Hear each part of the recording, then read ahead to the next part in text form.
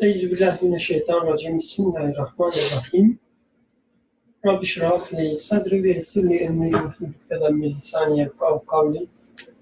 Selamun aleyküm ve rahmetullahi ve berekatuh.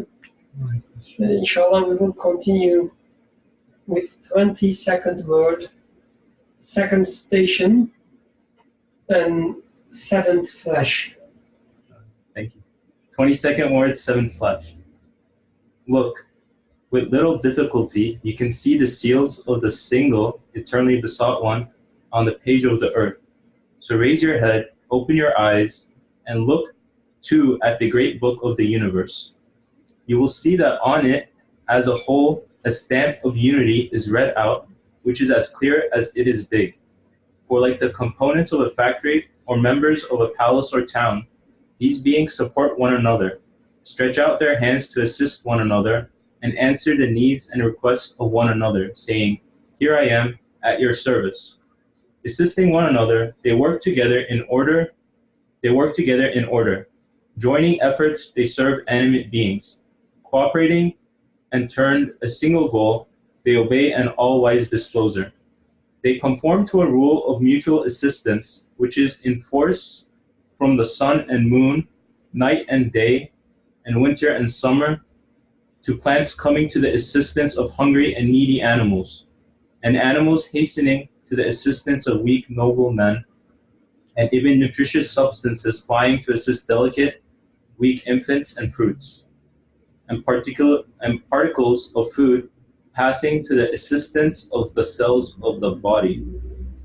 They show to anyone who is not altogether blind that they are acting through the strength of a single, most generous nurturer, and at the command of a single, most wise disposer. Thus, on the one hand, this mutual support and assistance, this answering one another's needs, this mutual embracing, this subjugation, this order, testify decisively that beings are administered and organized by a single disposer and are being impelled and directed by a single nurturer. And on the other hand, this perfect grace within the universal wisdom to be seen plainly in the art of things, and the all-embracing mercy which shines within the providence, and the sustenance spread over that mercy and scattered so as to answer the needs of all living beings needy for sustenance. These form a stamp of divine unity so brilliant that anyone whose mind is not altogether extinguished will understand it, and anyone who is not altogether blind will see it. Yes, a veil of wisdom demonstrating intention, consciousness, and will has covered the whole universe. Yes, a veil of wisdom demonstrating intention, consciousness, and will has covered the whole universe, and upon that veil of wisdom has been spread a veil of grace and favor exhibiting beneficence, adornment, embellishment, and benevolence. And over that adorned veil of favor, a garment of mercy displaying flashes of making known and loved, of bestowal and the granting of gifts has enveloped the universe. And spread over that illuminated veil of universal mercy is a table of general provisions showing kindness and bestowal and benevolence and perfect compassion and fine nurturing and dominical favor. Yes, all beings from particles to suns, whether individuals or species, or large or small, have been clothed in a magnificent shirt of wisdom embroidered with fruits and aims, benefits and purposes. And over the wisdom displaying shirt, a garment of favor embroidered with flowers of grace and beneficence has been cut out in accordance with the stature of things. And over that ornamented garment of favor, a general table of sustenance has been set up, lit up with flashes of love, bestowal, affection, and the granting of gifts, to which the decorations of mercy have been attached, and which, together with bestowing those illuminated and jewel-encrusted decorations, is sufficient for all the groups of living beings on the face of the earth and meets all their needs. Thus, this matter points to an all-glorious provider, who is all-wise, all-generous, and all-compassionate, and shows him as clearly as the sun. Is that so? Is everything in need of sustenance? Yes. Like individual beings are in need of sustenance and all the necessities to continue their lives, we see that all the beings in the world, and especially living beings, whether universal or particular, wholes or parts, have many desires and needs, material and otherwise, for their existence, their lives, and the continuation of their lives.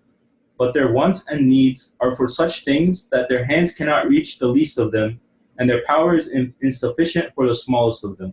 Yet, we see that all their wishes and material and immaterial sustenance is given to them from where he could not imagine, from unhoped for places with perfect order at the appropriate time, in a suitable fashion with perfect wisdom. And so does this want and need of creatures, and this manner of unseen help and assistance not show an all-wise and glorious nurturer and all-compassionate, beauteous disposer. Exactly. Now you can lead the discussion if you like. If you help me. Sure, yeah. You help me a lot. I will help you a lot, of course. I'm only accepting because of reasons. Yeah. So first you can start with, asking people, commanding them to speak. Should I sit next to you? Sure, if you like. Yeah. See who's online. I will be a tyrant. Yeah, please do it. Brother Yusuf. Salam alaikum. Could you start us off with a summary of what you understood? Okay. So, Brother Yusuf, he also seems to be in a unsuitable environment. Awesome. I think you were the summarizer, right? So could you give us an overview before we start studying this? I think he was also in an unsuitable environment. Really? Yeah, from beginning. I'm going to have to pick one of the girls then. Which of the girls can speak? Or Muhammad Said. There's also Muhammad Said. But he has children. Assalamu alaikum. Thank you so much, first of all, for reading it. One thing, when you were reading, one thing that got my attention, I would like to share that point. In the first paragraph,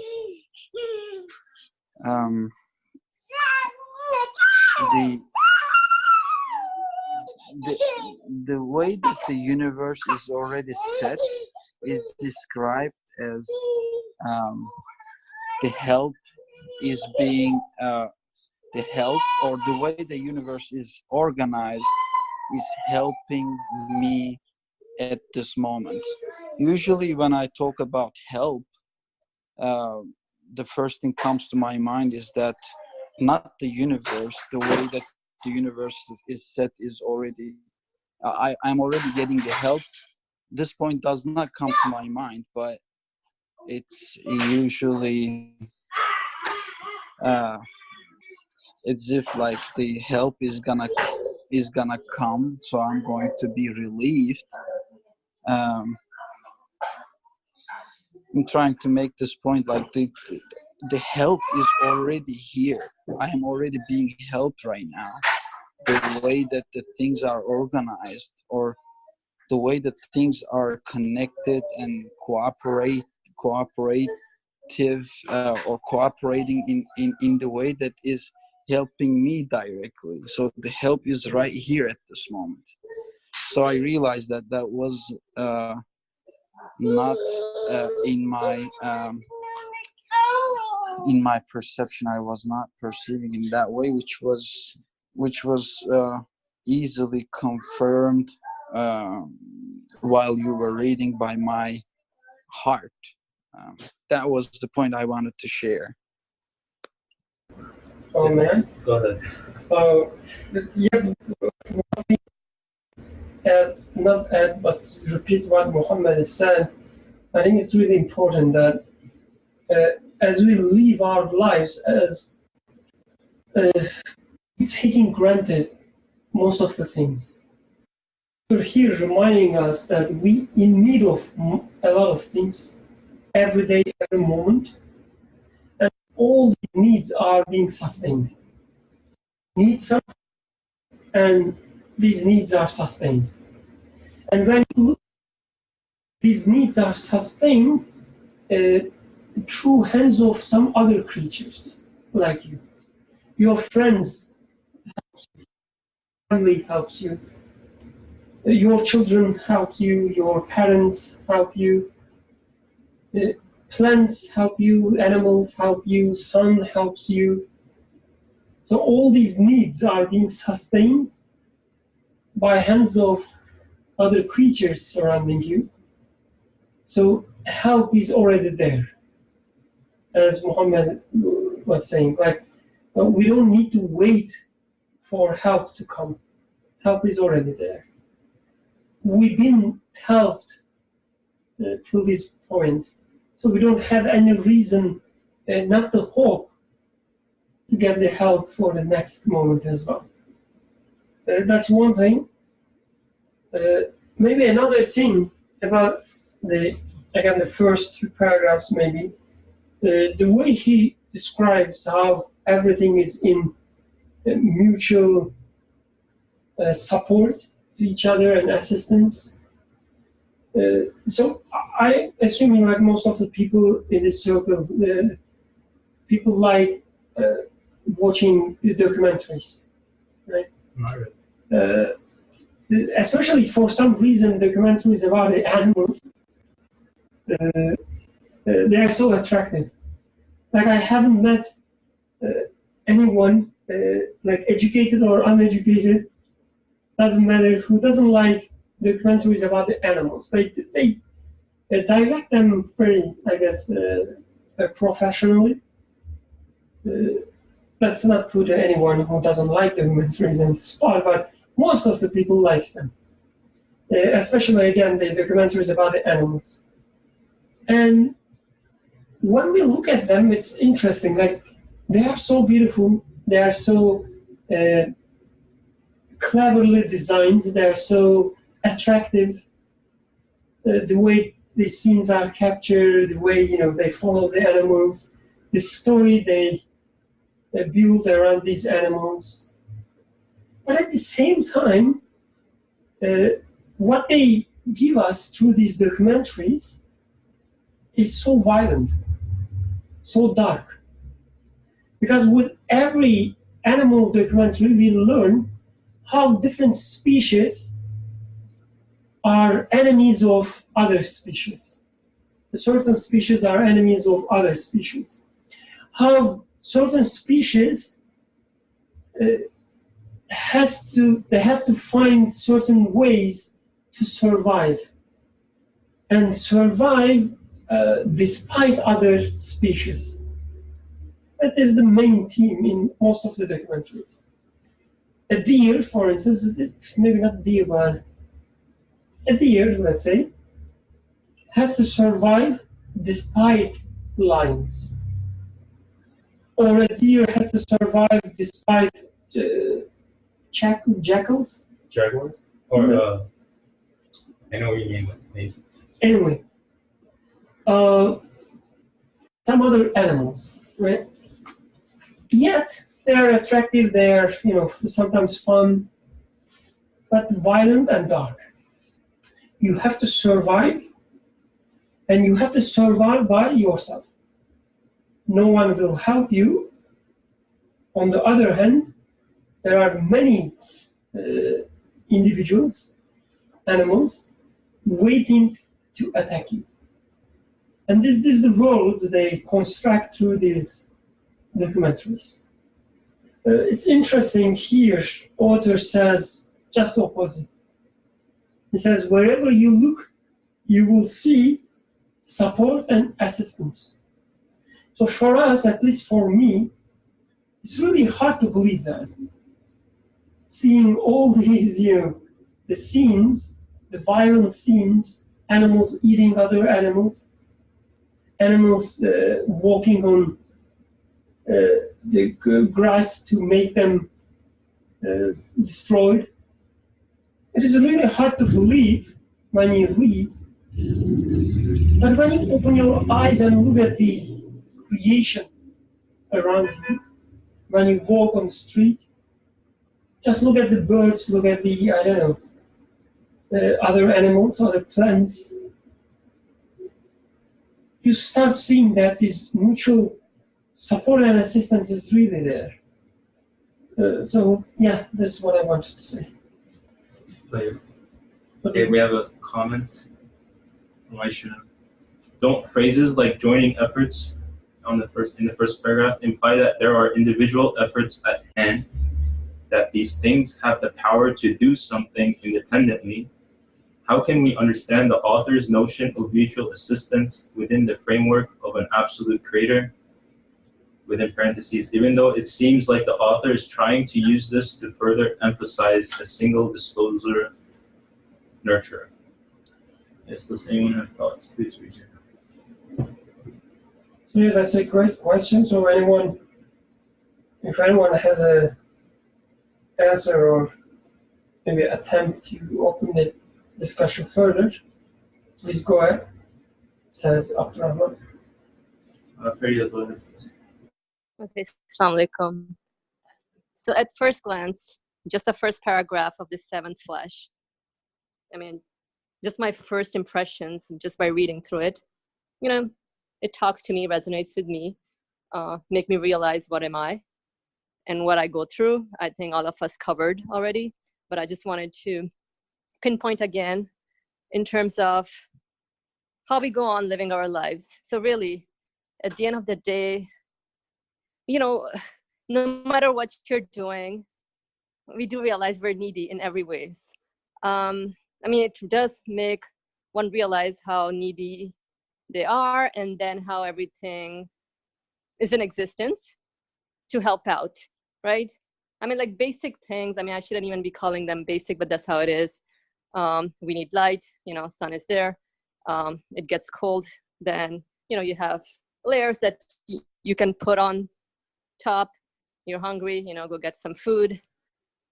Like really just pondering over the basic necessities that we have available and how it's being, it is at our service, right? It's even looking at a little infant, the moment it comes in, it's, you know, it starts expressing itself out that, hey, you know, I need something. So obviously everything is at its service. Similarly, we're the same way.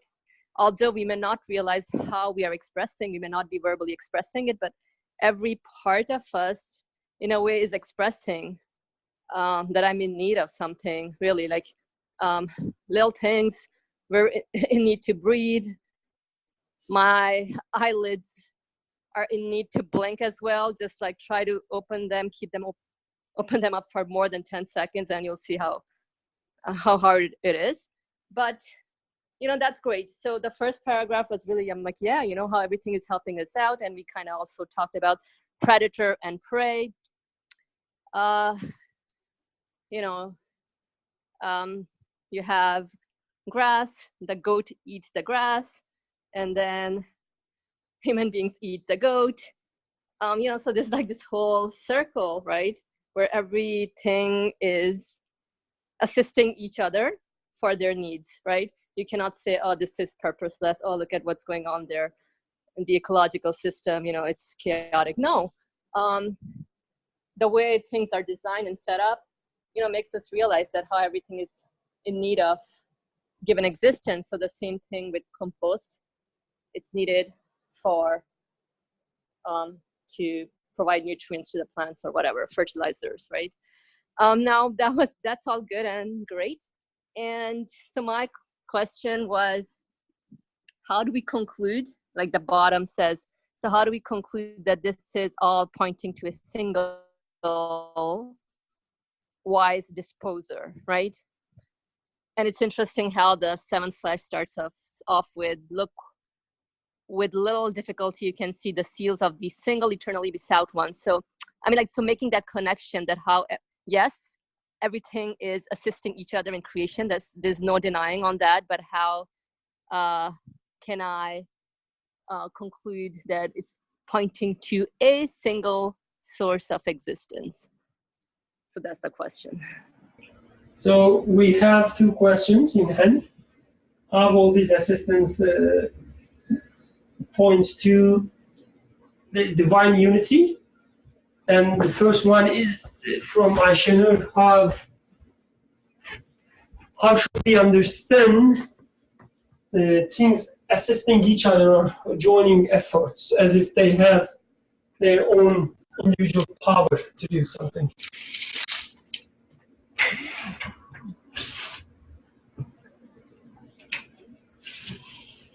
And the second one was, how does it point to a one single disclosure? Good questions. So I can attempt to answer the first question, not answering it, but sharing how I see it. Like, how should I understand this? Sentences like joining efforts, assisting one another, they work together in order. So I guess it's just a reminder, like the way I see, the author never confuses between two things. The way I see reality, the way I live the reality, my experiences, versus where my experiences takes me as a conclusion. So I guess we have this tendency, like in other domains or other intellectual activities, let's say, when we conclude something, we sometimes assume that this conclusion is ours, so as if we can, exhaust it. We have this conclusion, so I can, play with it. I can make comments on it and so on. But with this, the absolute one, or when we say divine unity, I guess it's not the same way. So just because we conclude that there's only one, it doesn't mean I start imagining, everything is being done by this single creator. I still continue experiencing life through all these multiplicity. I see these individual beings, I see these individual creatures around me. I see they do things. So for instance, the ants, they carry weight, the loads on their shoulders, right? I see them. I see birds flying, I see, the flowers bloom and so on. So from my perspective, they act together, they join their forces. Because when I look at all these things, the plants, animal, the sun, earth, water, again, from my perspective, as if they are all serving to me. This is how I perceive the reality. And then through this percept, through this understanding experience, I conclude the all-wise one, the all-powerful one, the single one, whatever you want to call it. So without experiencing life as things joining efforts, things helping to each other, I cannot conclude about the single one, the divine unity. So to me, there is no conflict there. There is no contradiction saying that everything points to a single one, and then saying everything points to the all-powerful one, and then saying that individual beings helping each other or joining their forces as if they have individual force. So yeah, from my perspective, they have individual forces. They join their efforts. And then through these, I realized that, these individual efforts I was attributing to them, they actually point to the all-powerful one. But it doesn't mean in the next moment I will stop experiencing life as these individual beings have their individual power. Could you repeat the lesson? So when you realize, for instance, maybe another example, when you realize there is a beautiful life after death, it doesn't mean that you will kill yourself. You will still have this enjoyment for life. You will still have this fear of death, maybe. Probably it will change shape, but you will still try to stay alive. So the same way, when you realize that there's all-powerful one, all these creatures acting, they point to the divine unity, it doesn't mean it will change how you experience life, how you... it will change the way you experience life, but it wouldn't change your constraints that you are a physical being. You have to experience life through your senses, through seeing all these individual beings having their own individual power and effort, and then conclude from that the all-powerful one, the divine unity. You have to go through these steps every individual moment. So what I understood from her question, and please correct me if I'm wrong, when we came to the conclusion of a divine unity, it was because we examined everything and saw it was not capable of knowing the others around it, having the knowledge, being able to actually act with them in order. And yet here we're saying that they're joining their efforts and they're helping each other. They are doing it. Like it seems, it does seem slightly contradictory, because in the first case we were saying they did not have any of the capacity to help each other. But now we're saying they are helping each other. So this is the way this is what I see, and it will stay as it is. But like you will in the beginning, I didn't see that. We said they didn't have the qualities or the capacity to actually help each other. They didn't know each other. And take it this way. So if they were individuals that are acting on their own, what would you observe? Contradicting each other, right? Every single one of them should contradict each other. This is how actually we initially concluded that then it must be that they are, if you like, soldiers of one and only. Soldiers is a metaphorical way of saying it, because otherwise, officials. Otherwise, each individual, so what we were saying was they should have an infinite knowledge, all-encompassing knowledge, power, and will. And then what we observed that this is not the case. This is how actually we concluded that then there must be coming from a single source. Same thing is being said in here, saying that look, and you see that they are working in harmony, which implies that they do not act on their own, because if they were individual agents, they would contradict with each other. But when I look at existence, what do I observe is a harmony, an order. They work together. They support each other. That means that, first level of understanding, they are the officials of one and only.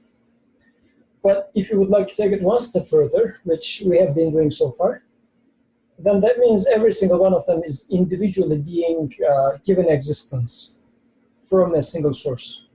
So in here, looking at it from like end user point of view, you see that they are working in harmony, like as friends. But if you dig it one step further, you say that actually they are not working. Like it's to my apparent eye, apparent gaze, they look like they work. But then I see that they are being given existence in a way that they work. But this is another level of understanding. So I guess in here, author is actually saying what we have been discussing so far, same thing, but maybe taking us one step back and wants us to see, because it's another manifestation, that there is brotherhood in the existence, that they work together.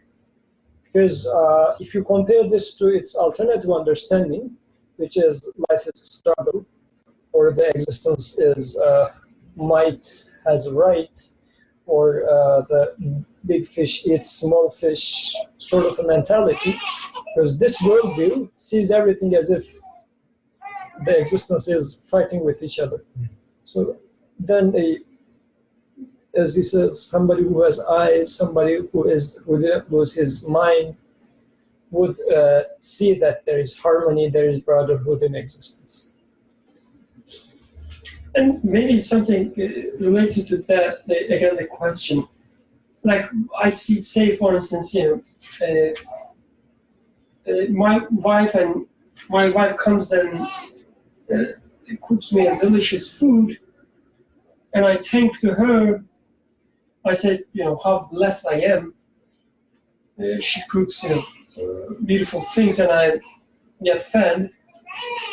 And then I realize that, it's not her doing all this stuff. It's the all-wise, powerful one creating this thing in front of me. So it doesn't mean that in the next moment when she cooks for me, I would just, ignore her and say that, it's all my creator, who cares about her, her. If she was not there, it would be some other, means that my creator would send the food. This is not the life I live. So it will be always her in front of me, cooking. So I cannot just, disregard her in my life and just thank my creator directly, whatever it means. So when author says they join their efforts, this is how I see. And first the thanks goes to these individual beings around me. And then through this thanking process, I conclude about the sustainer. And I think unmarried brothers cannot understand the big grossness of this challenge. Once there used to be a brother who was attending the discussions for quite a time, maybe 1 or 2 years. But he was struggling with this causality idea. Then at the end, he confessed why he is struggling with the idea. He said that, well, it makes sense, as you say, causes have no effect. But, he says, when they first get married, his wife was cooking really horrible, as he says. But 1 or 2 years later, she started cooking magnificent. And now he says, if I don't thank her, what am I going to do? Because it's like going to become a family issue. So, joke aside, this is how important it is. So I see comments, but Faria, I saw your hand up, so if you'd like to still make your comment. Yeah, I mean, I think the key word here, listening to Brother Yusuf, was harmony, right? When things working together in harmony, like as friends, I mean, it necessitates they are acting on behalf of someone, an authority, right, if you will. So with that it makes sense that, everything is pointing to that single authority, when things are acting in harmony. And again, I think it's also, like, I know how we experience the order here, but just questioning the existence or the source of existence of the qualities that one sees manifested in each and every being, then, it should really point you to that single source, I would say. So the keyword for me was when things are acting in harmony, there's no denying that they're acting on behalf of someone, as in a single source. Yes, definitely, I agree. And then 2 more comments by Aisha. 3 more comments. The immediate nature of my observations is of seemingly individual effort, but once coupled with reason or more careful thought, I see the mutual assistance that must/can only exist due to the absolute source. ? This conclusion doesn't erase that immediate observational aspect, but allows me to view it through a different/more meaningful lens. ? In parentheses, as in addition to above, and methodologically, as a human, I need to go through that experience first approach. Question mark. So if anyone has comments to answer these. I mean, I agree with what she said. That's what I can say. So may I say something else about Fariha's question? Yes. So she already, gave an answer to her own question, but there's another part I think also answered this. Like I had the same question in my mind till the end of the second paragraph, and in the third paragraph, author starts with kind of explaining how this harmony and mutual support and assistance points to divine unity. At least the way I understand is, he says, yes, a veil of wisdom demonstrating intention, consciousness, and will has covered the whole universe. Intention, consciousness, and will has covered the whole universe, and upon that veil of wisdom has been spread a veil of grace and favor exhibiting beneficence. Here, I think the author kind of defines, like, what does it mean to see a harmony and mutual assistance in the creation. He says, if you see that, you will realize that through this mutual assistance and support, everything helping you as well, so you will realize that there's someone who is conscious of all these needs and who has this intention of helping and will for helping. Otherwise, you wouldn't see this harmony, he says. So you conclude from what you see that there is someone, or author says there's a will of wisdom demonstrating intention, consciousness, and will. So you will see these instances of consciousness and will and intention in the creation through this harmony. Because what harmony means, like, someone needs to know all these needs, and someone has to provide all this sustenance, and there must be a perfect balance between needs and sustenance. So all these point to this intention, consciousness, and will. Through these, you see the wisdom, and you see the veil of grace and favor. And all these together points to a divine unity. So this is how I understood, at least partly. So I actually have one story since we're talking about divine unity. Last week we were eating jackfruit, I believe, or something, and it has these little fruits in it. I don't know, are they called fruits? There's something. I don't know what it Edible is. things. It doesn't look edible to me. But you guys said it was edible. I'm just throwing it in my mouth and eating it. I don't know what it is. It doesn't look like food to me. But my body understands it. My tongue understands it. It tasted decent. I have no clue what this thing is, but everything about me knows what it is and, like, uses it. And then I have to really question, does my tongue, do my taste buds, are they more knowledgeable than me? Are they smarter than me? My exams, I don't see them helping me out. So there's definitely a unity. Like, even I don't understand it. So how does this work? Do we start from the first paragraph? Or we already covered so it. You are the boss, so you can. We were doing 50-50 though. So what's your vote? Oh, okay. My vote is continue with the third paragraph if there are no more comments or questions about the first two. My vote. The one you just talked about? Yes. I should read it? Sentence by sentence? Okay, just sentence by sentence, we'll read it again. It's a nice paragraph anyways. Yes, a veil of wisdom demonstrating intention, consciousness, and will has covered the whole universe. And upon that veil of wisdom has been spread a veil of grace and favor, exhibiting beneficence, adornment, embellishment, and benevolence. So, like you said, first you see the wisdom, and then you, I guess, go to the second level.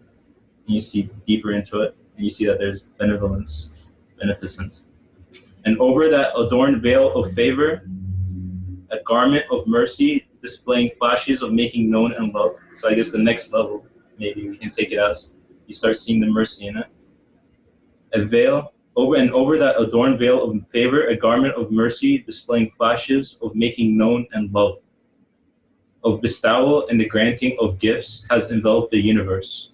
And spread over that illuminated veil of universal mercy is a table of general provisions showing kindness and bestowal and benevolence and perfect compassion and fine nurturing and dominical favor. So if anyone has comments. For example, I have a question. Just trying to understand what it means. It says a garment of mercy displaying flashes of making known and love. I don't understand what that means in English. And over that adorned veil of favor, a garment of mercy. So when you look at the creation, there is a garment of mercy, which displays all these flashes of making known and loved. Of making known and loved. Making love. Oh, Frida, go ahead. Okay, so my initial takeaway from this garment of mercy is that when we interact with anything here, or experiences, whatever we experience, at first glance, we may experience mercy and so on and so forth. And just like in the example of, I think that was given, a friend helping you out with something, obviously you'll be inclined to thank the friend. You're like, wow, this friend is so generous, merciful, and so on and so forth. But that's just a garment, as in a garment, you just take it off. So, but then what is left, right? So it's really the meaning that this garment or this experiencing of mercy points to, because clearly it's not from the object or event itself, because these things are created, they're given existence, but what does it point to, like the meaningful aspect of thing, once we can go beyond that.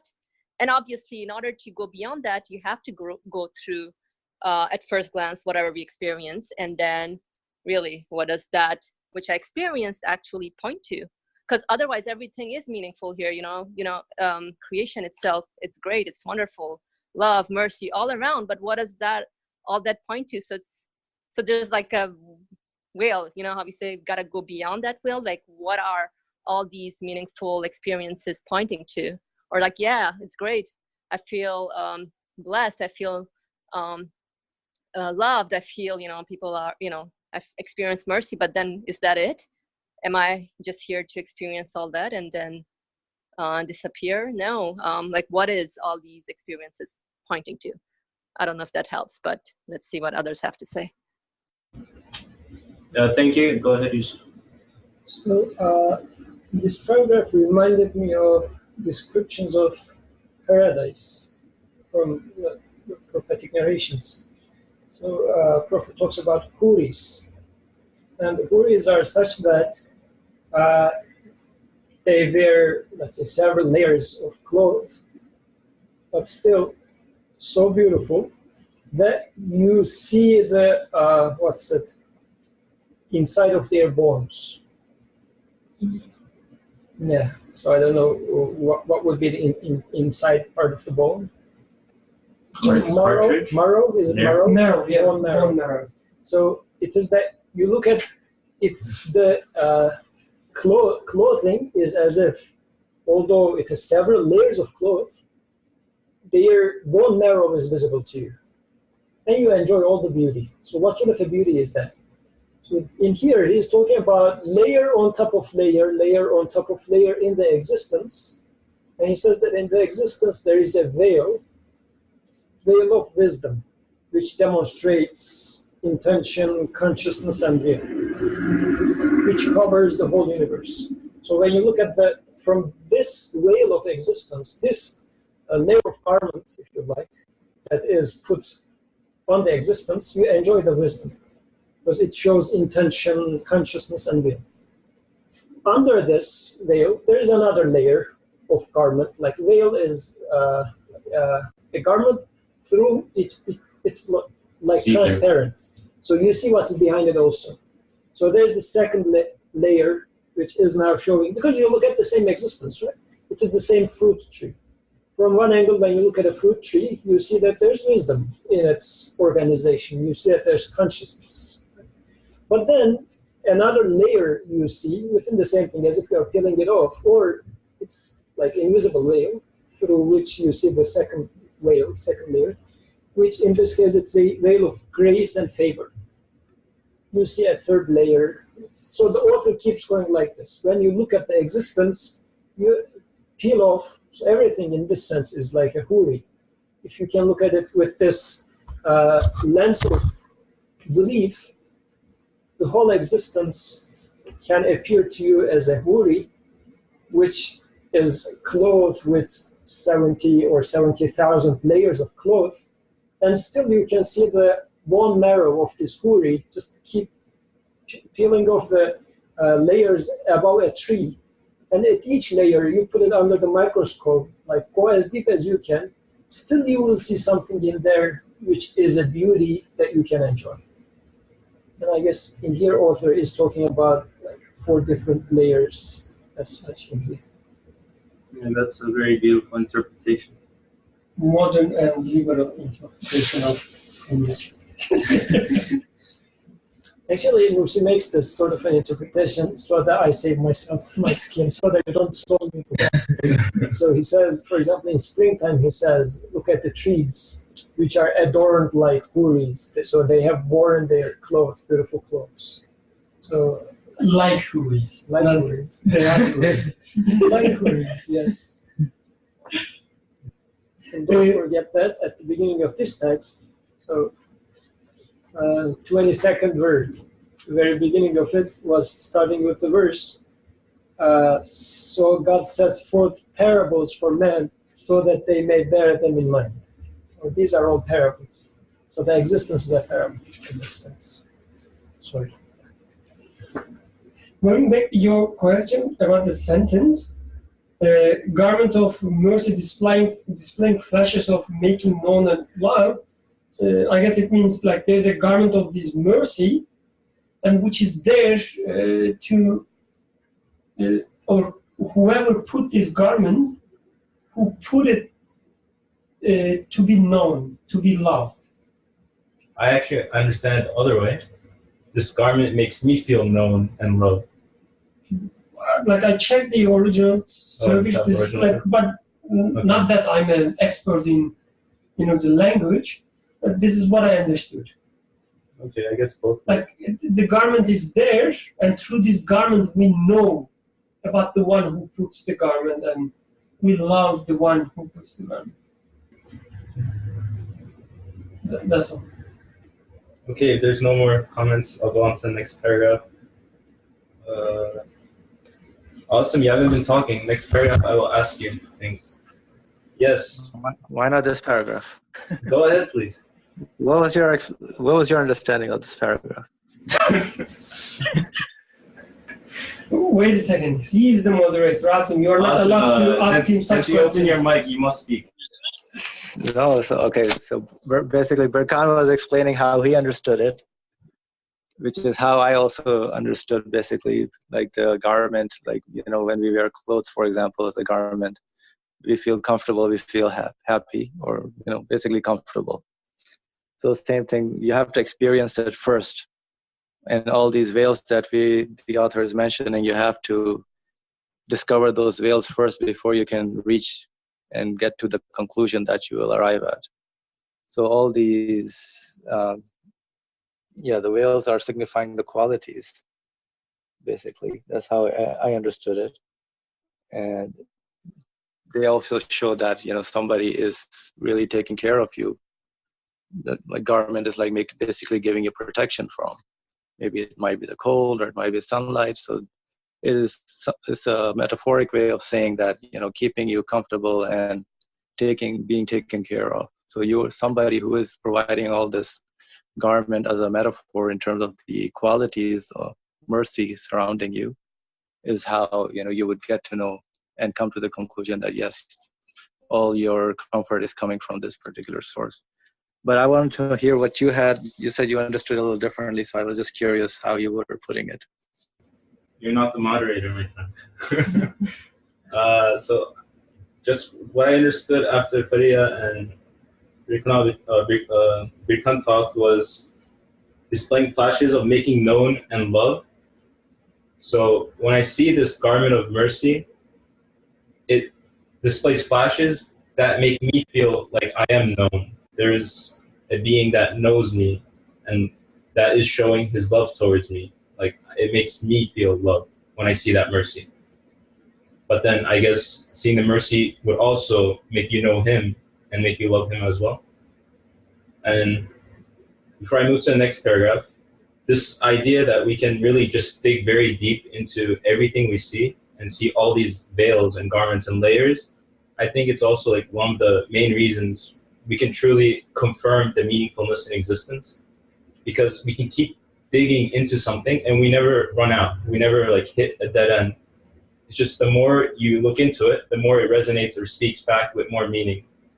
Like, for example, when I look at my car now, it's not a Passat, but it's still good. At first I was like, oh, it's just a car, I bought it. But now I'm looking at it and like, it's taking me around. I'm going to places with it. It's basically like my vehicle in life. And now I look at it like a companion on the road. And when I look at it like this, when I look at it like a friend, like I call it my companion on the road, and then it resonates with me. Like it's not like, no, I feel crazy. It's not like I feel insane. Like I feel like it does have, let's say, a consciousness, or let's say somehow it does resonate this meaning back to me. Like when I give it that meaning, it can hold it.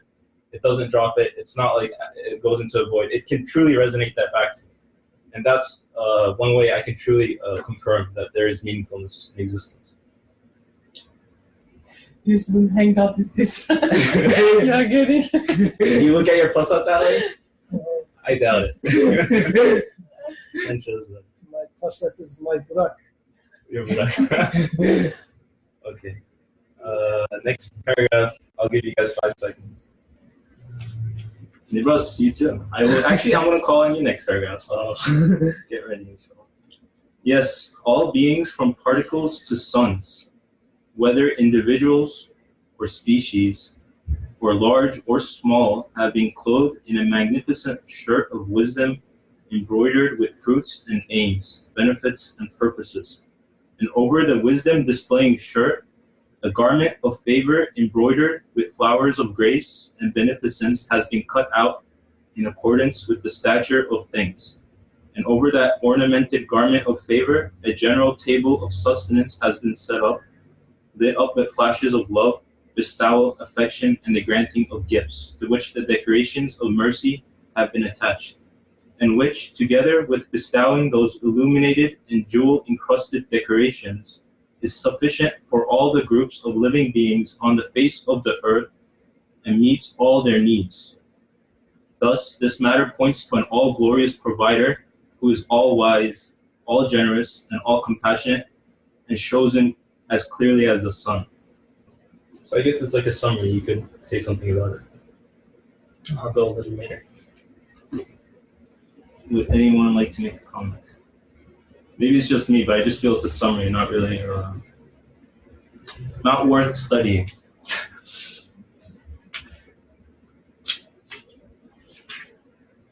Yes, please go ahead. Oh, yeah, please go ahead. Okay. Right.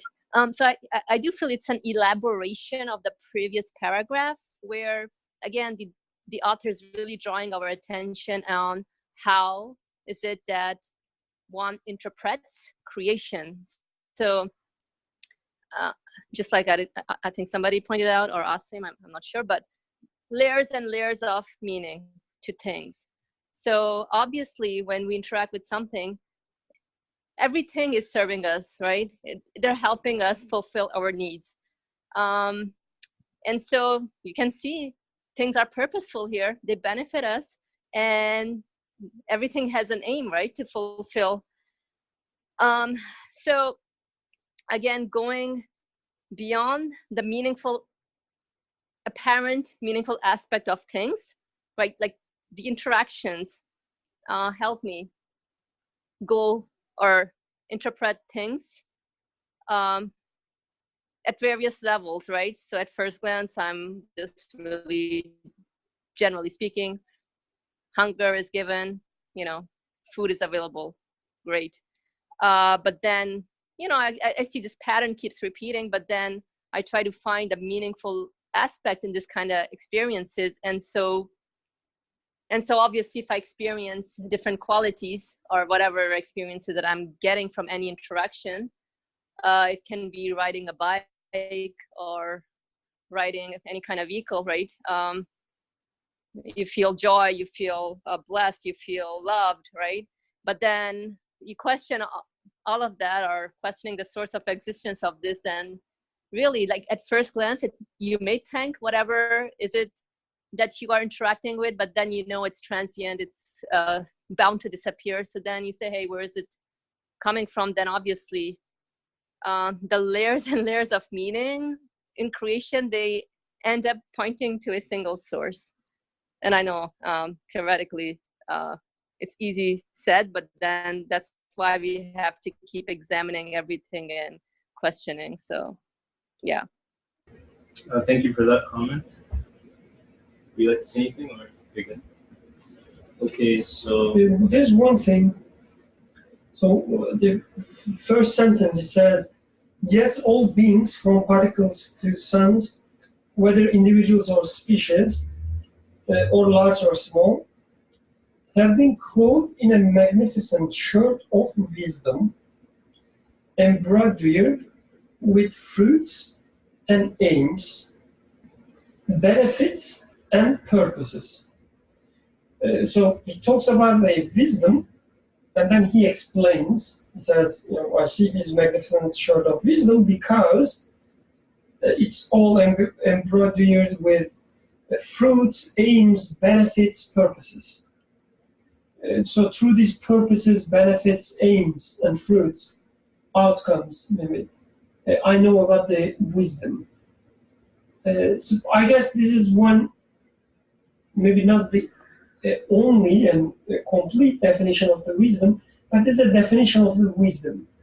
At least most of the time, this is how we interact with wisdom. We see some aims, some purpose there, and then we say it is wise. Otherwise, just because, you know, we compute something, we calculate something, it's not an instance of wisdom by itself. If there is no fruits, if there's no aims, if there's no purpose, just calculating things in the name of calculation. So this is a self-critic of, you know, my job. Calculating things just in the name of calculating is not wisdom. Unless you see some aims there, you see some purpose there, some fruits, it's really hard to see wisdom.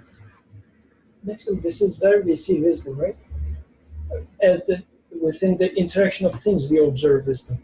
And otherwise, a phone by itself doesn't make any sense. So it becomes a wise object if it fulfills a duty in me, like being able to communicate.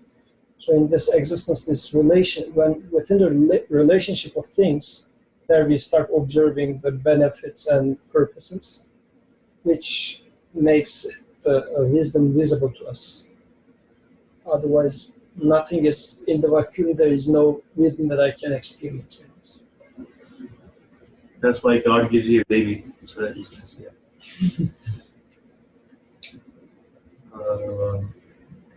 So I guess I'll continue. The next part is interesting.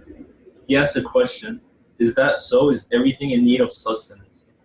I guess this is a follow-up question for the paragraph, right? Because in the paragraph he was saying that he laid up a table of sustenance to everything.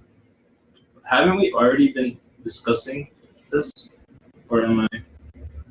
Sustenance? How everything was joining efforts. They serve each other.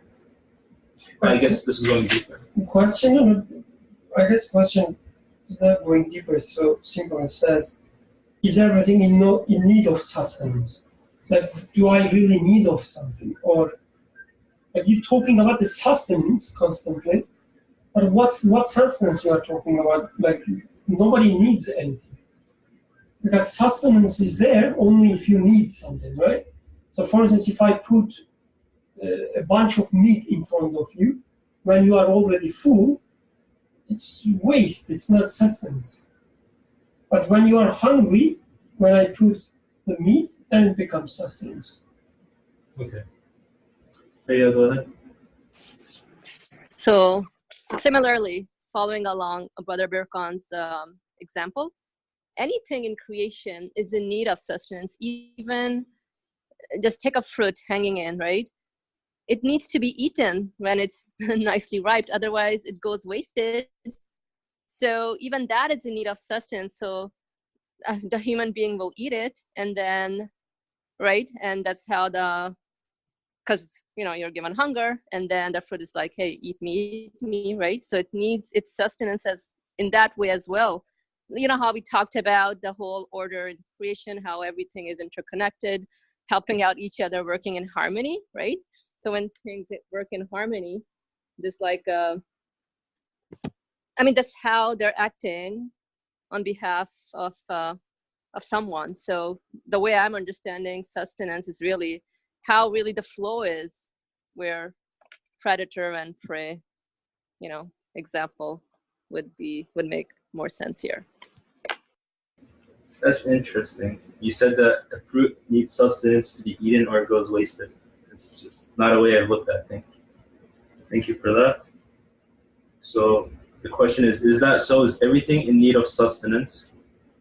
Yes, like individual beings are in need of sustenance and all the necessities to continue their lives. We see that all the beings in the world, and especially living beings, whether universal or particular, wholes or parts, have many desires and needs, material and otherwise, for their existence, their lives, and the continuation of their lives. But their wants and needs are for such things that their hands cannot reach the least of them, and their power is insufficient for the smallest of them. Yet we see that all their wishes and material and immaterial sustenance is given to them from where he could not imagine. Quran chapter 65 verse 3, from unhoped for places with perfect order at the appropriate time in a suitable fashion with perfect wisdom. And so does this want and need of creatures in this manner of unseen help and assistance not show an all-wise and glorious nurturer and all-compassionate medius disposer? So while you guys are thinking, I definitely agree that we are given sustenance from where I could not imagine, from unhoped for places and in perfect order and the appropriate time in a suitable fashion. Yeah, just repeating it. Definitely, like when I look at my life, I guess I have to see how much in need of sustenance I am. But I hope for something, and then maybe I give up, but then all of a sudden from somewhere it just comes. And when it does come, and at first you think it's so random that it came, but then it keeps happening this way, you see a pattern. You see that there's order and wisdom. It can't happen randomly, and that it was actually planned. It shows that there's a plan, and that there's a wisdom in it, for sure. I can confirm that. The question, like it's a simple question, but I guess it's a really important one. Because, like to be honest, most of the time, I don't see myself as in need of sustenance. I just live like, when we talk about needs, what comes to my mind is if I'm in need of money, for instance, if I want to buy something, if I'm in need of money, this is my need. And if somebody gives me money out of mercy, out of, I don't know, some sinister plan, this is sustenance. But if I'm not in need of money, if I don't want to buy something new, then I don't need it. I don't need sustenance. This is the way I live, right? Like I wake up, I go to work, I don't know, I work, I come back, I eat something there, but I am self-sufficient. So I don't need anything. Unless something happens, for instance, my apartment burns down, I need a new place. Or I don't know, my health goes bad, I need medicine. But the extremities aside, I don't need anything. So this is the way I live my life. And because I live my life in such sense, I don't see any sustenance. Thus, I don't see any mercy. Thus, I don't see any wisdom. I don't see any love. I don't see anyone to be trying to be known or to be loved. I don't see any favor. I don't see any gift. I don't see a table decorated with mercy. Because I fail to see all my needs, and I fail to see how they are sustained. So I guess the question is really important.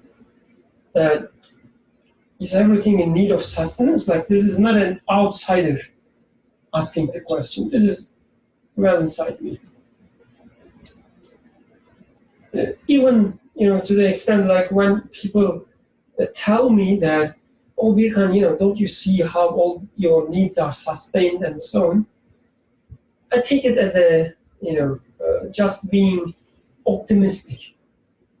They're foolishly being optimistic. I have this bare minimum in my life, so I have to be happy with it. So what I have, it's just bare minimum. It's, has to be that. I have rights to complain if my arm goes, for instance, but I don't have anything to thank just because I have two hands. Don't look at me, man. It's making me think. Don't judge me. Today, I was reading an article about a neuroscientist who recently passed away. At very young age? Like at age 40 at most. Oh. Maybe a few Very years. young. Very young. Extremely young. So, he's young, but he's famous, unlike some other young scientists anyways. So, and he was studying ALS at some point, and he himself was diagnosed with ALS 2 years ago. Within 2.5 years, eventually before his death, he was locked in his body. He can only move his eyes, blink his eyes, that's all he was able to do. So somehow through, I guess, some device, he was able to write sentences with his eyes. But he says a single sentence takes 5 minutes for him to write. So the article was his own sentences at this stage. And he was very much complaining, why did this happen to him? And he imagines himself in his old days. He is very much missing the old days. He had 2 kids. He says, I'm imagining my kids, I'm having them over my head and just playing with them. But right now I can only blink at them, he says. So certainly if I was in that condition, it would be very hard. Not to say that it's an easy condition. But I was questioning if in the first place this person was not given the desire for, let's say, walking, or at the first place at some point in his life he was not blessed with walking or talking or moving hands, would he still today be unhappy with not having them, as if he has to have them, and somebody ripped it off from him unlawfully, in a cruel way? Now I put myself in that position now and say, I am in need of all of these. I am enjoying all of these. Now I can move my hand. I can communicate with you through words. I'm not locked inside my body. So this is definitely a sustenance that is being provided to me in an ongoing way. So I guess as a human, everything in my life is a sustenance. Everything that I enjoy which I don't pay attention to unless I see somebody like this or I read something like that. But so many gifts that are being given to me. Because this person passed away because at some point the nerves that go to lungs stop working, so he cannot breathe. So the ability to breathe itself was a sustenance. The air is a sustenance, but the ability to breathe is also a sustenance that we keep enjoying. So I guess this is, as I am, my whole existence is sustenance that I am being constantly provided with. But in here, Nursi is expanding it to everything, not only to human. I mean, human's existence, whatever exists in me, is provided, and I'm in need of it. Because once it's taken away from me, I realize how important it was. But likewise, I guess it is the case for a mosquito, and I can talk about the sustenance of the globe of Earth, or the moon, or the sun, whatever. Yes. It's a very terrifying disease. Like, slowly, you're seeing how every part of your body you claim ownership of, you're wrong. It's just like slaps you in the face. Just one by one, you lose everything till you lose your lungs. You can't claim ownership over any of it. But then, on the other hand, while it does seem like an oppression, or like mercy, like the lack of mercy, if you were able to look at that with the correct perspective, maybe it would make you would be able to find your creator through that. And if you, theoretically, if you did find that, it should be enough. Like, seeing that it should be enough to like maybe counteract it. Like, just as bad as this affliction is, you would see the mercy just as great, possibly. Anyone else have comments? Or else I will pick someone to read the 8th flash. Let's say Beza, could you read the 8th flash? What before the 8th flash? Could someone help me with this from where he couldn't imagine? What? Can you repeat that? From where he couldn't imagine. He talks about sustenance is coming from places that we couldn't imagine. Did you imagine you would find your wife? From Sivas? No, I think that's true. I'm sure you had many other, or probably you didn't have any idea, and then just your wife was a sustenance provided to you. You couldn't imagine that. But that's my comment. Anyone else? Seveza says she cannot be. In an unsuitable environment? Yeah, I don't believe, I mean, I believe them, but. So, is your question answered? Actually, it's interesting that Abdurrahman gave this example. I was checking where did Nursi take this verse from. Actually, this verse is taken from Surah Al-Alaq. It's a chapter about divorce. And this is the 3rd verse of that chapter. So saying that if you are intending to make divorce, so this chapter is about if you are intending to make divorce, what you should do. But at this 3rd chapter, he says, but if you don't divorce them, God is going to give you sustenance from there you do not expect. So as if your divorce is because of some lack of sustenance, so how am I going to feed them? Or maybe it's a matter of love. So where's this love going to come from? I mean, is it the love coming from the beauty, or is it coming from my heart? Whatever source of sustenance you would like to think of in terms of this human-human relationship. It might be material sustenance, it might be some sort of feeling-wise sustenance. And in there, the Creator says, what makes you worried to break this relationship, so Creator suggests mending this relationship and saying that don't be worried about where sustenance is coming from. Just look where your sustenance has been coming to you from. Were you expecting the milk to come from breast? Were you expecting the water coming from the sky? So He is the provider, He is the sustainer. So don't lose sight of that. Or when you're at work and then all of a sudden you solve a problem, even though you had no clue how to solve it for the past 10 hours, it just solves it. this sustenance just came out of nowhere. You couldn't imagine it. And it seems so simple once it does come.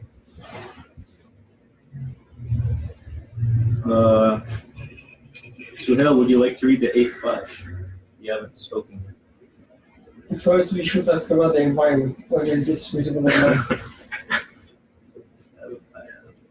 Austin and Freya always do it. So I will. Nibros, would you like to read the 8th flash? Slowly.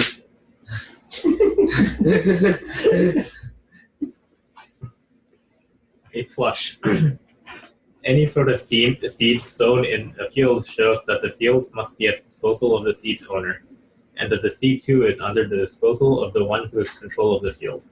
Similarly, the arable field of beings, known as the elements and their universality and comprehensiveness, as well as their sameness and uncomplex nature, and the plants and animals, these fruits of mercy, miracles of power, and words of wisdom, known as creatures, and their spreading to most places and settling everywhere, as well as their being similar and resembling one another, show that they are under the disposal of a single miracle displaying maker, and in such a way that it is as if every flower, fruit, and animal is a seal, stamp, and signature of its maker. Wherever they are found, each says through the tongue of disposition, "Whosever seal I am, the place I am found is also of his making.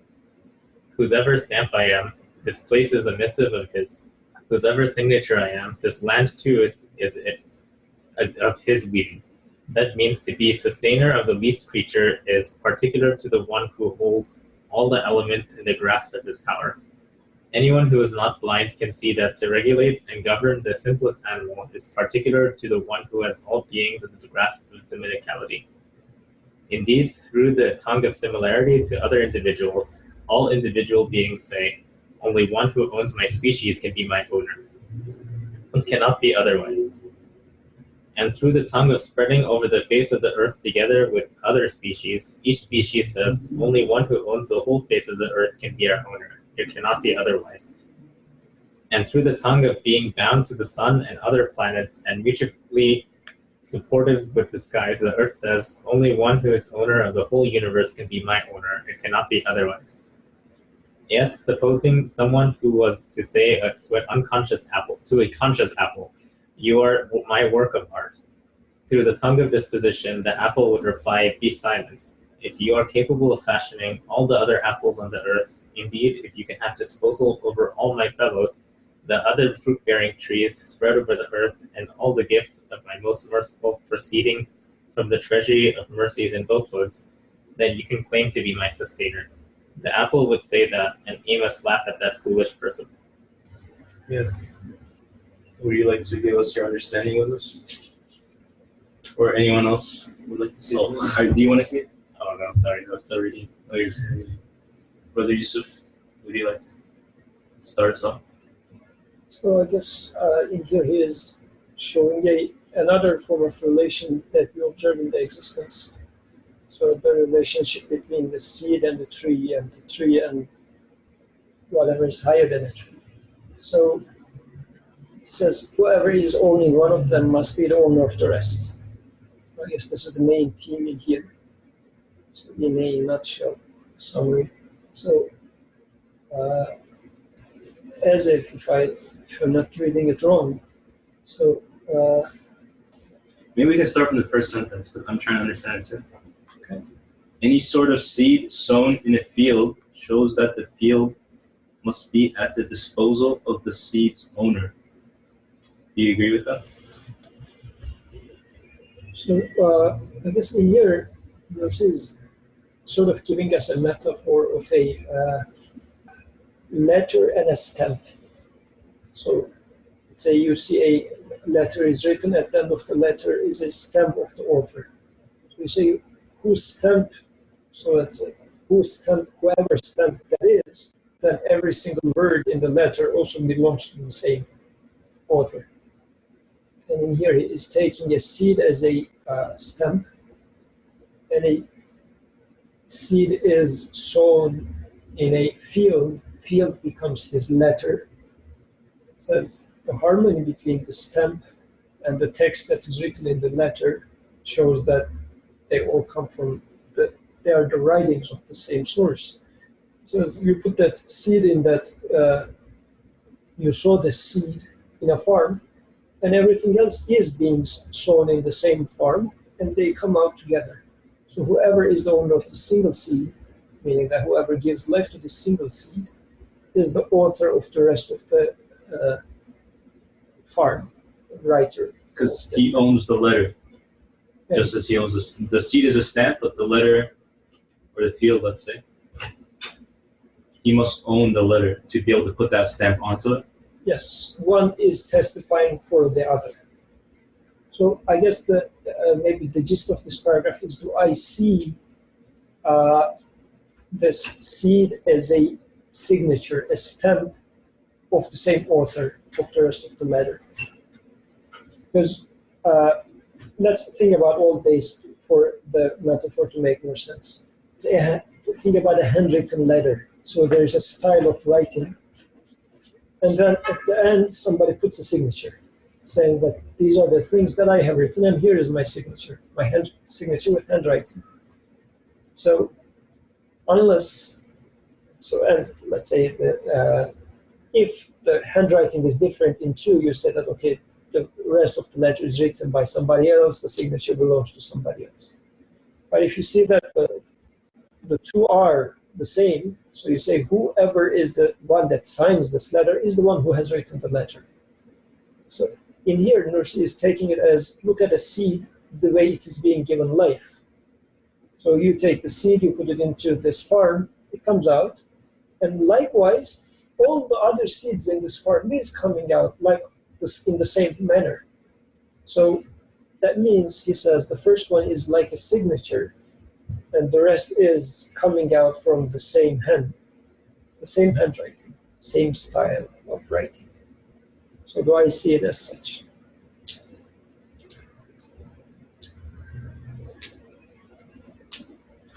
Because, I mean, the first sentence of the second paragraph, indeed, through the tongue of similarity to other individuals. Every individual being say, only one who owns my species can be my owner. It cannot be otherwise. You see that there's the similarity. The same style is being followed in everything. So this is why he says this is a signature, a stamp, and the rest of the letter is written by the same handwriting. Are we to question like why Nursi is adding all these flashes? Like, is he looking at things or elaborating on the things we've already learned, or is he adding new things, or is it just more examples, or like what's the purpose in all these flashes? To my understanding, they are different garments over the same huri. So we are looking at the same thing, which is existence, but from different angles and from different compositions. So not just examples, like there is something new there? Yes, I mean, you see a different, not material, a different thing, but the meaning, a different meaning is being introduced. So in here, now he says everything is a signature of the same person because of their similarity. You see that whoever, now we are looking at the pattern, similarity of pattern, whoever has written this must be the author of everything. Unless and until he writes everything, he cannot be writing this one because the style is the same. Now the focus, I guess, in here is the writing style. So another way of familiarizing me with, in the previous ones, it was saying that unless and until he knows everything, because the knowledge that is being manifest requires that he knows everything. Otherwise, he cannot do this in here. Now, in this eighth flash, he talks about the similarity between things. They are very similar. And this itself, the similarity of pattern, shows that they are coming out of the same hand. Brother Rikan, you look like you want to say something. No, I'm listening. I guess let's just continue sentence by sentence.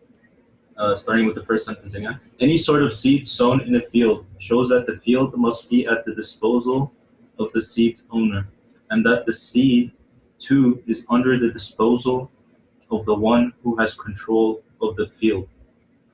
In the second sentence, similarly, the arable field of beings known as the elements and their universality and comprehensiveness, as well as their sameness and uncomplex nature, and the plants and animals, these fruits of mercy, miracles of power, and words of wisdom known as creatures, and their spreading to most places and settling everywhere, as well as their being similar and resembling one another, show that they are under the disposal of a single miracle displaying maker, in such a way that it is as if every flower, fruit, and animal is a seal, stamp, and signature of its maker.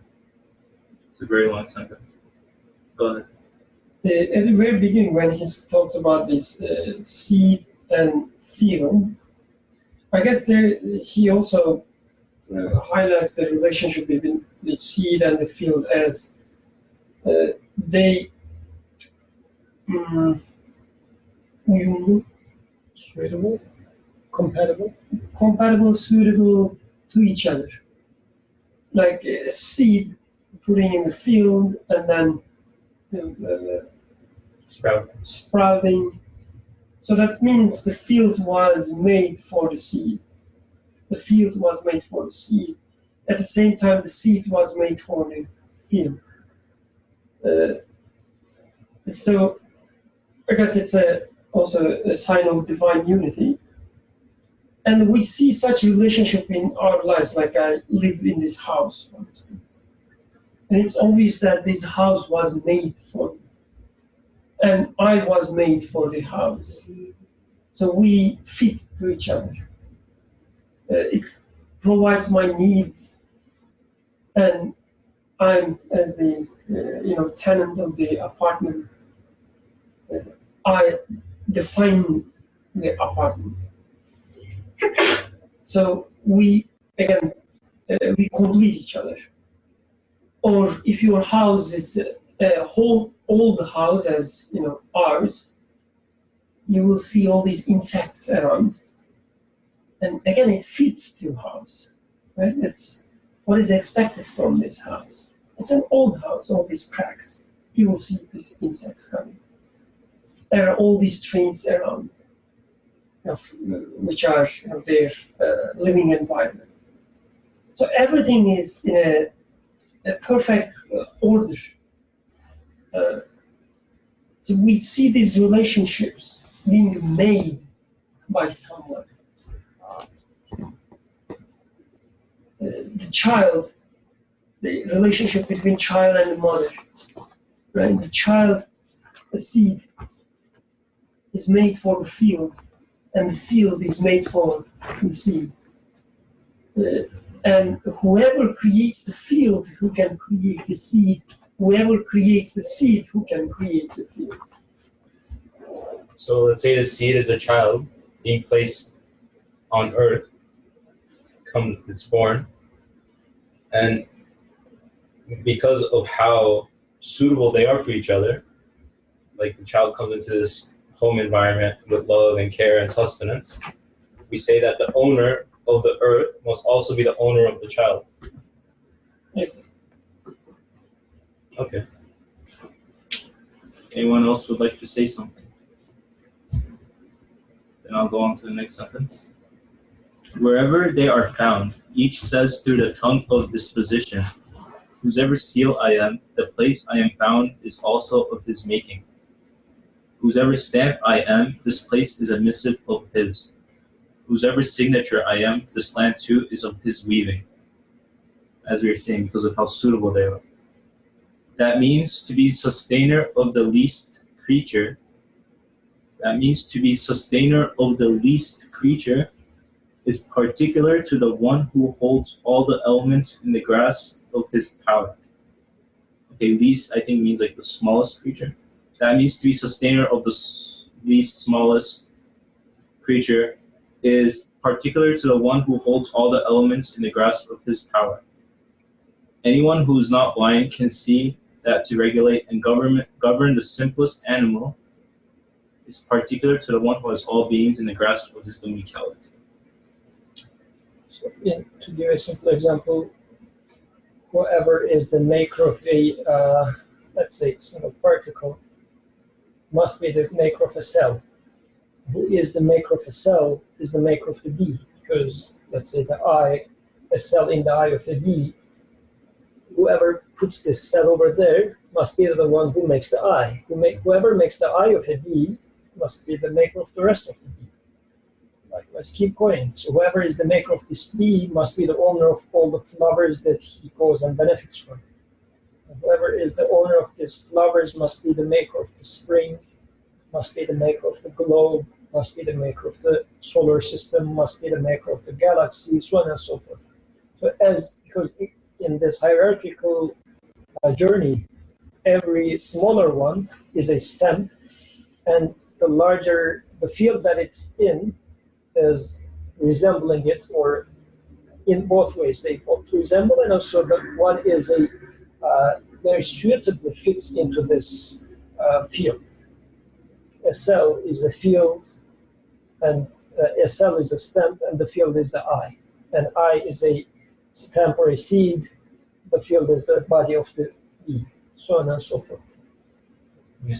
So whoever makes the whole can be the owner of the smallest one. It cannot be the other way, anywhere else. Or whoever makes the fruit in the jackfruit must be the maker of my body as well. Please speak up, or we will continue. Indeed, through the tongue of similarity to other individuals, all individual beings say, only one who owns my species can be my owner. It cannot be otherwise. So I guess let's just go sentence by sentence. Only one who owns my species. Is it similar, whoever owns the Toyota owns all these individual Corollas? Like that, it's obvious that they are coming from the same factory. Every Toyota Corolla. And it would be like unwise to say that, oh, this Toyota Corolla is coming from the Toyota, but the other one is coming from Volkswagen. Because they're so similar. Well, that makes sense. And through the tongue of spreading over the face. May I say something? Sorry. Like, please. Just after you said, because they are so similar, a question or maybe a whisper comes to my mind, like saying that just because they are similar, it doesn't mean they are made by the same person. But I guess,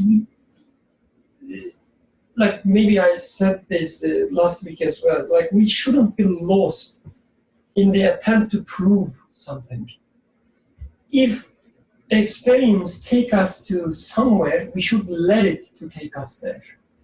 So what I mean is, we see all these similar things, right? I see all these similar cars, the Toyota Corolla 1, Toyota Corolla 2, Corolla 3, and it tells me, right, it implies me that there must be a factory, or that there is a factory which producing them.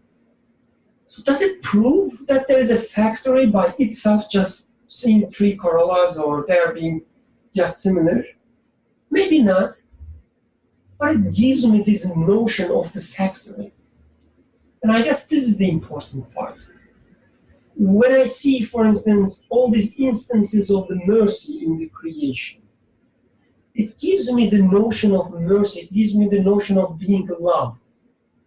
And this is enough for me. I don't care whether somebody comes with a mathematical formula telling me that, oh, but these 3 instances of why wisdom, the mercy, doesn't prove that, all wise one or all merciful one. And maybe, yes, it's not only just, when I take them in isolation, maybe it doesn't. But it takes me, this experience of, mercy, love I see from my friends, takes me to the merciful one. It changed my direction. And I guess this is the important part here. Like, you don't need to prove that just because they are similar, they are coming from the same factory. At least as a first step, if it gives you the notion of factory, or if it gives you the notion of being loved, there's someone who loves you. Maybe there is someone who loves you. Even this, maybe it's enough for the first step. So I would say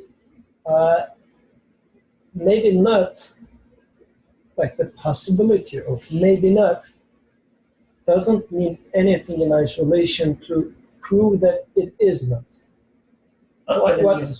So, well, what if this Toyota was actually manufactured in Gaziantep?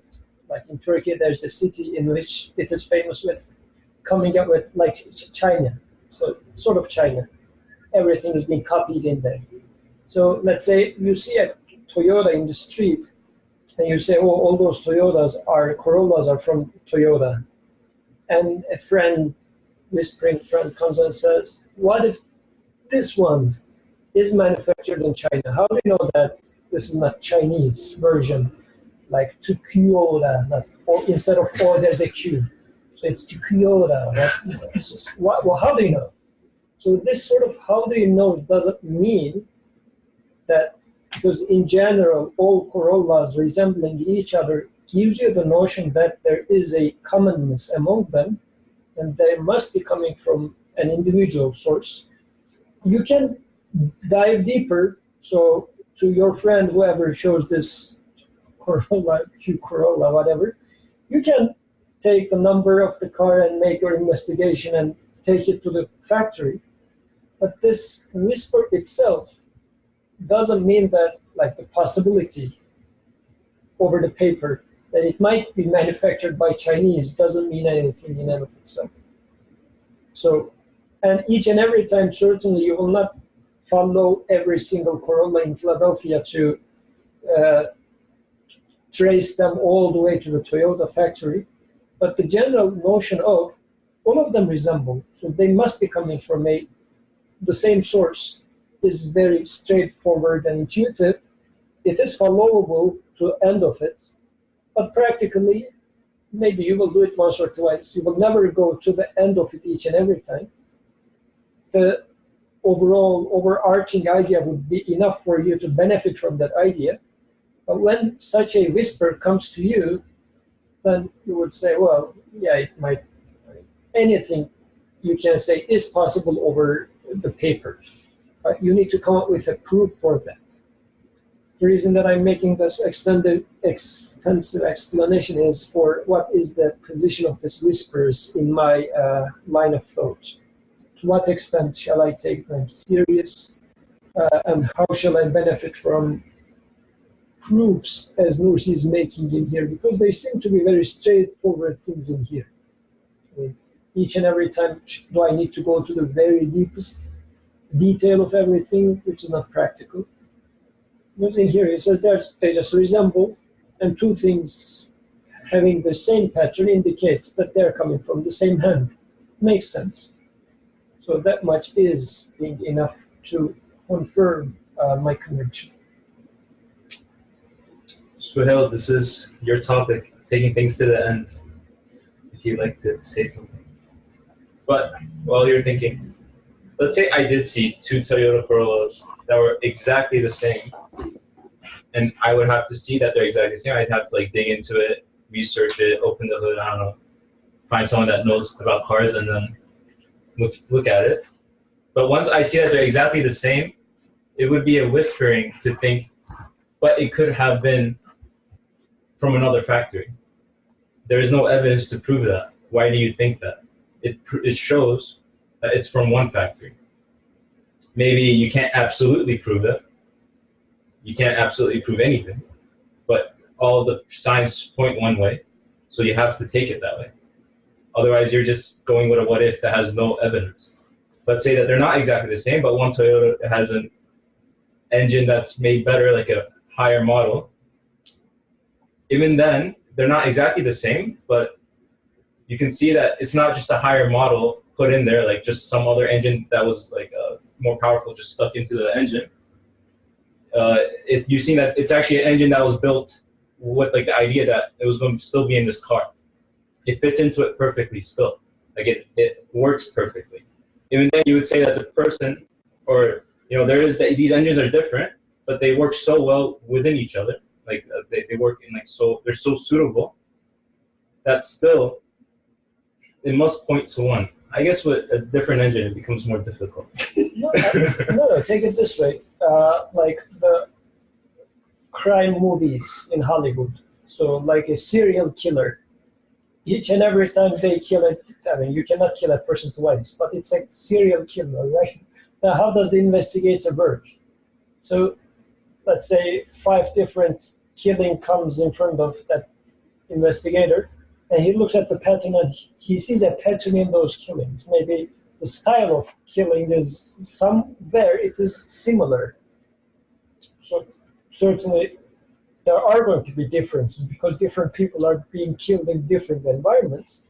But based on this similar pattern, the guy say that, oh, there is something fishy going on in here. It looks like we have a single person behind all these 5 crimes. And he keeps following, and eventually, by the end of the movie, hopefully, the guy will catch the killer. So I guess such a thing is very intuitive, very human, to find this pattern, and then the pattern takes you to the source. And this similarity indicates that they are coming from the same hand. So Suhail says, more litigious topic will defer to her and others. So yes, if they would like to actually say or write something, that would be great. Otherwise, I guess let's finish the 8th flash. We have a few minutes left. Please, Suhail, go ahead. Can you repeat what you said? You said something that you couldn't be absolutely certain. I might have missed that.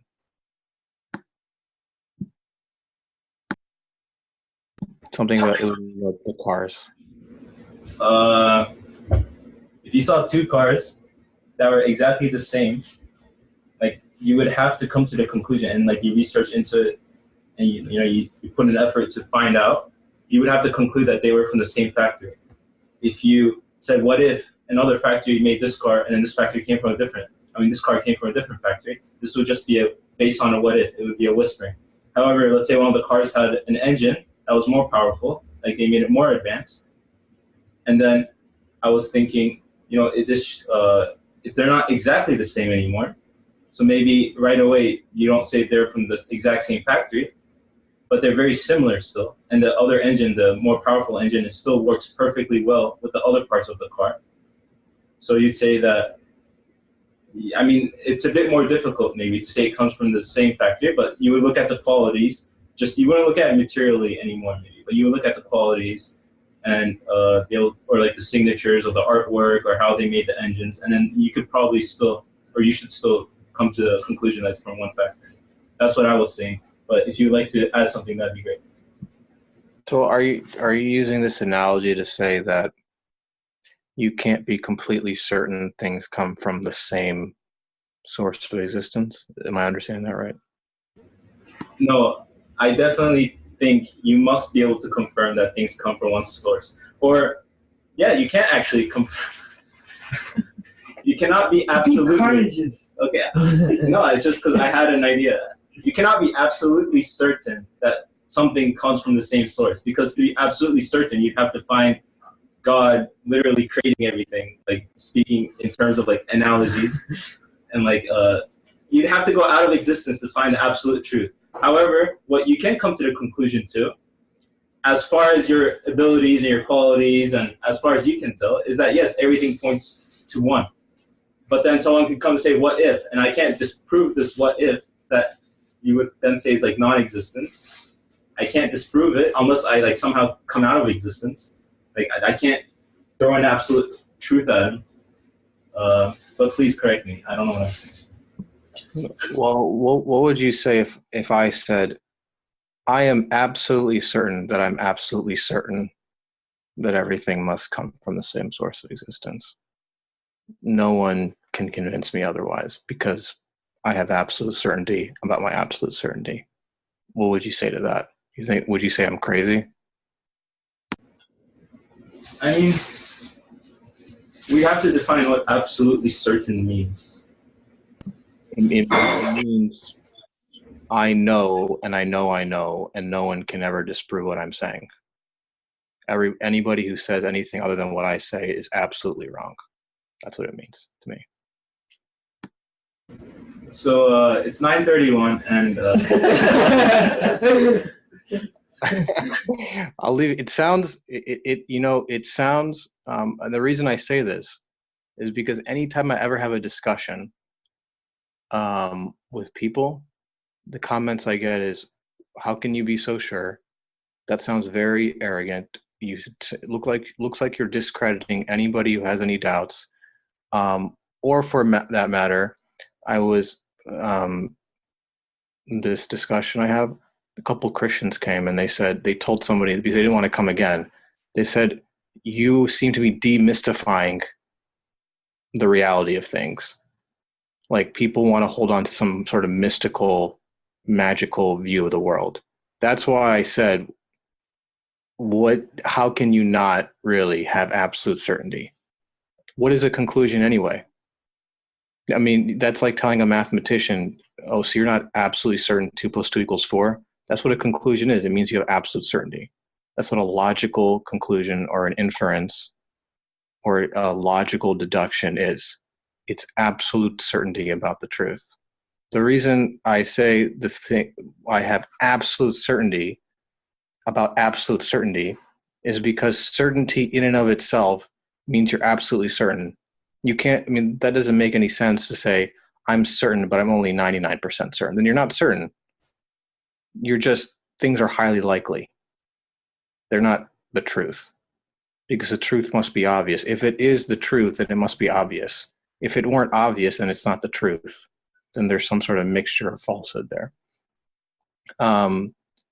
And your example is is limited because you are talking on an empirical basis, not an existential basis. To change that example around, I could say and making it more general, anything, any engine or any car that is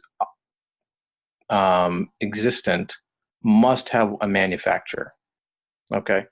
The question is then, on an existential level, does everything have the same manufacturer? Must it have? Well, the reason the example is limited is because when you talk about one particle, one seed, anything must come from an absolute source of existence by definition. Otherwise, you couldn't bring anything into existence. So if one thing comes from an absolute source, then everything else must come from the same absolute source of existence. How can two things come from two different absolute sources of existence? That's self-defeating. That's a self-contradictory statement. That's why Nursi says any sort of seed that's sown in a field shows that the field must be at the disposal of the seed's owner, and that the seed too is under the disposal of the one who has the control of the field. Because the seed's owner, in this case, he's essentially, it's an analogy, but referring to the owner must be absolute. He must have absolute knowledge, power, and will just to give one seed existence from the void. Otherwise, how is he giving it existence? And if he must be absolute and have those absolute qualities that the seed demonstrates, then everything else that the seed is interacting with, the field, the earth, the planets, the solar system, and the entirety of the cosmos, and anything you can think of in existence, whether this universe or some other universe, must be from the same absolute source of existence. The reason your analogy is limited is because we don't think of manufacturers being absolute. That's the difference. That's the limitation of that analogy. So when I say I'm absolutely certain about absolute certainty in my conclusion, it's because the nature of a conclusion must be absolutely certain. Secondly, my conclusion concerns absolute. There's nothing more certain than that. So the fact that everything must come from the same absolute source of existence is absolutely certain, because there can be nothing else other than an absolute that is the cause of existence of anything. Thank you. I will make my last comment before I close. Don't pressure me, please. Definitely, I agree. And I guess like the flaw in my logic, I'm thinking is, so by looking at existence, we must come to the conclusion, as you said, of an absolute. And then if someone else comes and says, what if there are two absolutes, or there are two gods, then this is just, I shouldn't even bother thinking about that. It's just not even worth thinking about, and it's baseless. So you could be absolutely certain. But because the person doesn't know what absolute means, if they're saying, what if two absolutes right there, that means your statement itself is invalid. Two absolutes, what are you talking about? You don't even know what absolute means. So right then and there, that's not even a valid question to ask. It undermines its own self, because it shows that you don't understand what absolute even is. Absolute is absolute. It's absolute perfection. It can't be added to or subtracted from. So then if you have two absolutes, what are you talking about? That doesn't even make sense. So that's why I think it's, we have to be generally careful about the limitations of our analogies, but that's why I personally like the example that Nursi always uses. He always talks about the king and the kingdom, because that's as close of an analogy that one can come, and even the Quran uses that too, him being the king, because that we think of the king as having sort of, in a way, absolute power or dominion. سبحانك لا علم لنا إلا ما علمتنا إنك أنت العليم الحكيم. الفاتحة.